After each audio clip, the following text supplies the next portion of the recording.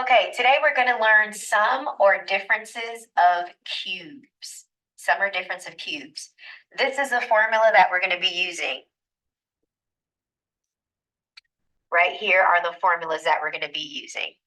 Whenever a polynomial looks like this, we're going to use the sum of cubes, this formula. Whenever your polynomial is in this form, you're going to use difference of cubes, which is this formula.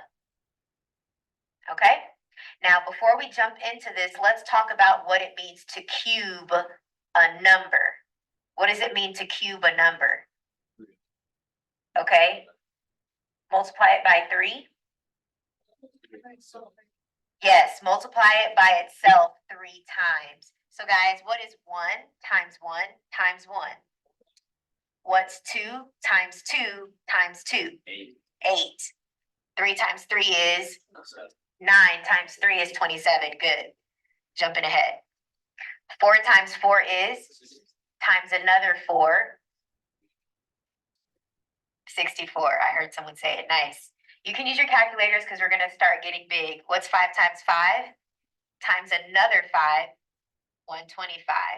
6 times 6? Times another 6. Thank you. 216. 7 times 7? Times another 7. Thank you, because I don't know it. You said 343. Perfect. Okay, and you guys can keep on going. I'm just going to stop here. Okay, I believe on one of your practice problems, you're going to have to go past 7 cubes. Okay? All right, so these are the steps. First, we're going to look for the greatest common factor, just like we did yesterday. So let's look at the first example. Can these be divided by anything other than 1? No. Can they both give me at least an x? Okay, so we looked for the GCF and we did not find one. Let's move on to step 2. Step 2 says, find the cube root of each term. All right, guys, we're going to have to rewrite the 125. Let's go back to our list. What number did we cube to get 125? 5. So guys, instead of writing 125, we're just going to replace it with 5 cubed. So let's go ahead and do that. Instead of writing 125, we're going to put 5 cubed because they mean the same thing. 5 cubed is 125, so we're just replacing it. Okay, let's look back at our notes. Next step is to plug it into the formula. Which format do I have? Do I have a cubed plus b cubed or a cubed minus b cubed? The first one. So we're going to use the sum of cubes formula. We're going to use this. Okay? So the sum of cubes, I'm going to write it on this slide too. Whenever you have something that looks like this, it is the same as doing a plus b times a squared minus ab plus b squared. Okay, so let me highlight what we should be looking at. Do you guys see what represents a over here? X. And what represents the b over here? 5. Okay, I'm just going to write that off to the side, and please do it as well. A in this scenario is x. B in this scenario is 5. So whenever you have something that looks like this, the formula is telling you that you can replace this with all of this. So let's go ahead and do that. First, it wants a. What did we say a was? X. So let's put an x there. Plus, what did we say b was? 5. That's the first part. Now let's do this part over here. It wants a squared. That means I'm going to do what? X squared. Minus, it's telling us to multiply a and b together. So what's x times 5? So we're going to put 5x. And then it wants us to square b. Yep, so 5 squared is 25. That's it. That's your answer. Yep. This is how you factor something that looks like this. So this is your answer. Let's talk about the different parts of the answer, okay? What is the linear part of our answer? Yes, x plus 5. And the quadratic part? The rest, yep. Oh, 5x plus 25. Okay, guys, how do we know which part is quadratic? Yep, the quadratic has a squared. Okay? Linear things only have a single x. No squared or cubed or anything like that. All right, let's do another example. Example 2. Remember, guys, the first step, let's look back at the notes. The first step is to look for the GCF. So let's always start there. Can I divide both of these by something? 2? Let's do it. Let's divide it by 2. And let's see what happens.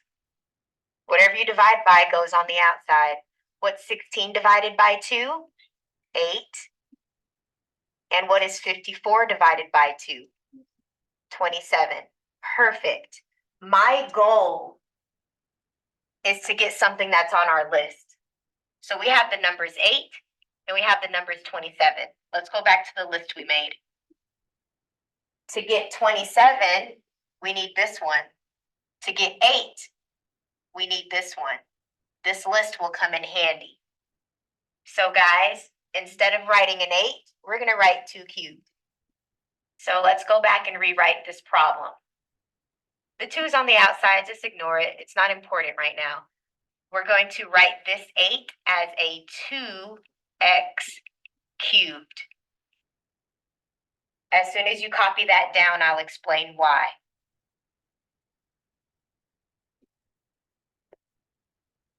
You need parentheses, okay? Let's look why. It's because 2 cubed will give you this 8, and then the x cubed will give you the x cubed here. Okay, you need parentheses here. Does that make sense? Thumbs up. Yeah. Nice. All right, now let's rewrite this 27. There's already a minus sign. The minus sign came with this problem. Let's rewrite 27 as what was on our list? 3 cubed will give you 27. Okay, let's clean this up a bit. All right, now we're going to use the difference of cubes formula. Your notes say if you have something that looks like this, we can use the formula a minus b times a squared plus ab plus b squared. Is that what the formula says? Did I copy it right? Nice. All right. So guys, let me highlight what we should be comparing. What is my a value? 2x. Y'all see that? Okay. Next. The b value is just 3. Not negative 3, just 3. Okay? This part is part of the formula. Okay? All right, so I'm going to write off to the side here, and I want you to write it too. Your a value is 2x. Your b value is 3. So let's use the formula here. Let's just plug into the formula. Our answer is a minus b. That's going to be 2x minus 3. Then your formula wants a squared. What's 2x squared? 4x squared. Plus, next it wants us to multiply a and b together. What's 2x times 3? 6x. Then the formula wants you to square the b value. Your b value is 3. What is 3 squared? Squared. 9. 3 squared is 9. Okay, guys, this is your answer. Don't forget that in the very beginning, we divided by 2, so we put a 2 on the outside. Don't forget to put that 2 on the outside. Because I got this 4x squared here because it wants a squared. in the formula. So if you square 2x, if you square it, this is 4x squared. Yes, it wants us to square it. This does not have a squared. I squared it. Let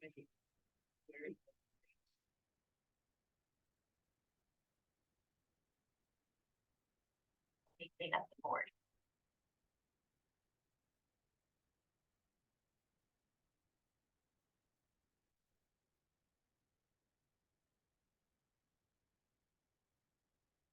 Okay.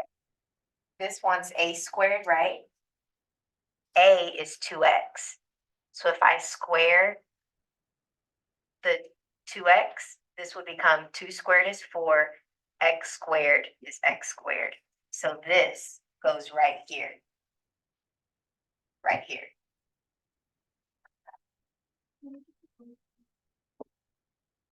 Last example, let's look at our list.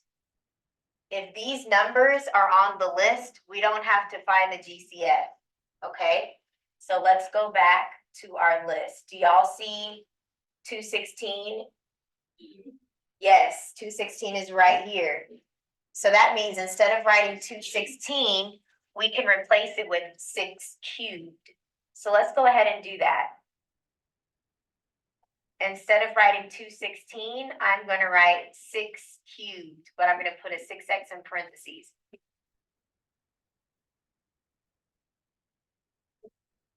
I'll write this in red.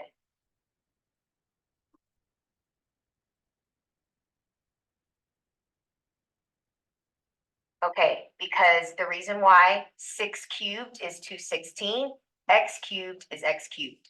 Okay, so all we did was change the format. We did not change the value. All right, now 27 is also on the list. Let's go back to the list here. We need to write it as 3 cubed to get 27. So let's go back. We're going to write 27 as 3 cubed. So now it looks like what we have up here. I have a,